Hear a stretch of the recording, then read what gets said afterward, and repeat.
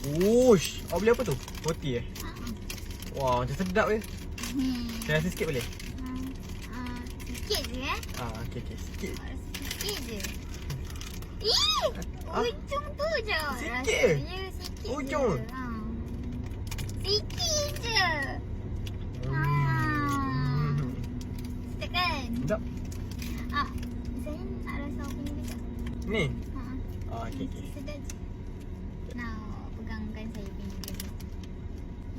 Macam sedap je.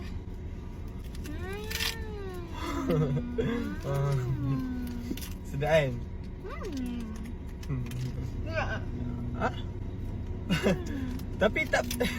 Tapi ni saya nak makan. Itu saya pun. Enggak.